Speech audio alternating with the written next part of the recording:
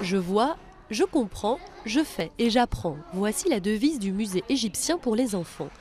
Pour attirer ce jeune public, la civilisation des pharaons est recréée à leur dimension, juste à côté de pièces authentiques dispersées dans les 7 salles du musée. L'idée consiste à enseigner aux enfants la civilisation égyptienne antique d'une manière différente. C'est en jouant qu'on arrive à comprendre et apprendre l'histoire. Pour les enfants, les salles traditionnelles du musée ne sont pas vraiment adaptées. Du coup, les jeunes visiteurs sont ravis de l'initiative. Quand je fais des petits temples et des statues et que ça tombe, je me demande comment ils sont arrivés à construire ces magnifiques, ces immenses temples.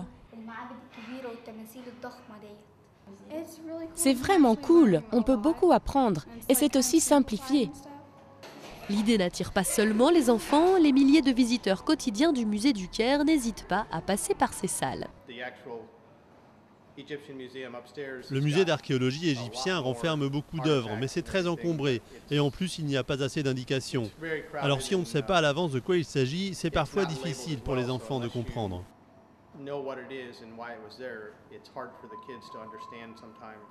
Une dimension touristique, mais aussi éducative, les écoles du Caire viennent ici pour faire découvrir à leurs élèves l'histoire de leurs ancêtres, autrement. Je préfère venir ici quand j'organise des sorties pour les enfants parce qu'ils jouent et apprennent en même temps.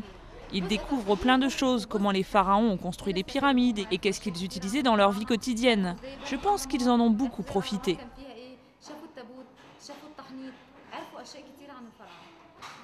Au total, il a fallu plus de 2400 heures de travail pour assembler les 500 000 petites briques nécessaires aux œuvres du musée, un travail pharaonique.